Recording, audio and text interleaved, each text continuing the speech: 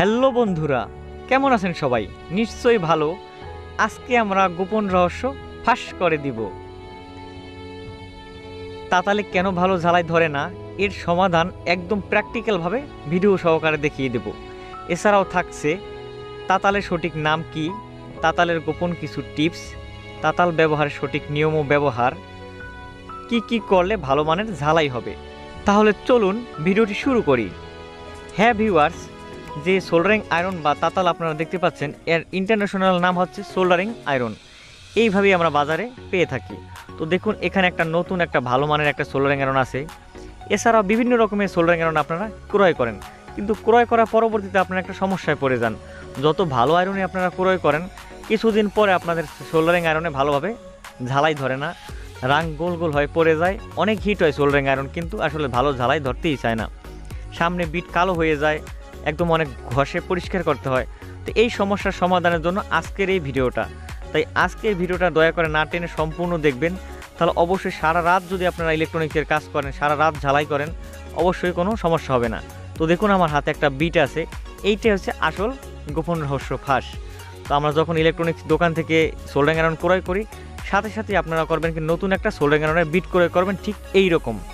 এটা ইলেকট্রনিক্সের দোকানে পাওয়া যায়, বললেই হবে যে সোল্ডারিং আয়রনের ভালো মানের একটা বিট দেন।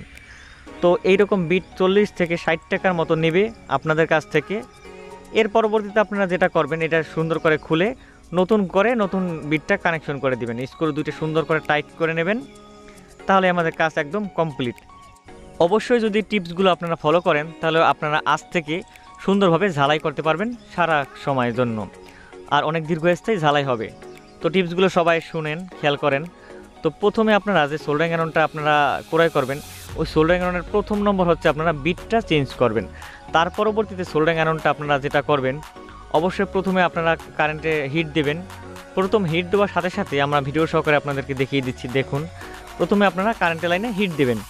হিট দেওয়ার পরে প্রথম নতুন আয়রনটা পর্যাপ্ত পরিমাণে হিট হবে, তো অবশ্যই একটা বেশি ধোঁয়া বের হবে।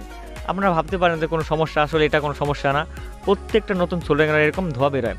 প্রথমে আমরা শুধু খালি রাং যে সোল্ডার আছে, শুধু বিটের গায়ে আপনি লাগিয়ে দেবেন।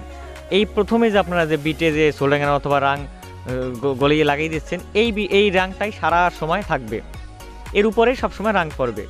এইটা হচ্ছে আসল আরেকটা টিপস। তো প্রথমে শুধু আপনারা রাং গলিয়ে নেবেন প্রথমে বিটের গায়ে, ওই রাংটাই সারা সময় থাকবে। এর পরবর্তীতে আপনারা যেটা কাজ করবেন, শুধু কিছু সময় ঝালাই দেবেন, রজন ব্যবহার করবেন। অবশ্যই সবাই ঝালাই করার সময় রজন ব্যবহার করবেন। রজন সেই জায়গা থেকে পরিষ্কার করে আর খুব সুন্দর ঝালাই হতে সাহায্য করে। ঝালাই দীর্ঘস্থায়ী হয়, অনেক ভালো মানের টেকসই হবে। সবাই রাং ব্যবহার করার পাশাপাশি সোল্ডারিং আয়রনের সাথে আমাদের রজন ব্যবহার করা উচিত।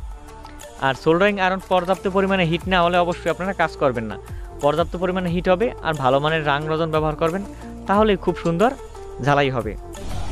যদি আমাদের ভিডিওগুলো আপনাদের ভালো লেগে থাকে, তাহলে অবশ্যই আমাদের সার্ভিসিং ওয়ার্ল্ড চ্যানেলটি অবশ্যই সাবস্ক্রাইব করবেন। আর যারা আমাদের পেজ থেকে দেখতেছেন, অবশ্যই আমাদের ফেসবুক পেজ সার্ভিসিং ওয়ার্ল্ড পেজটি অবশ্যই ফলো দিবেন, আর লাইক কমেন্টস করে আমাদের পাশে থাকবেন। আপনাদের যখন যে সমস্যা অথবা যে কোনো জিনিস লাগবে, আমাদের কাছে কমেন্টস করবেন।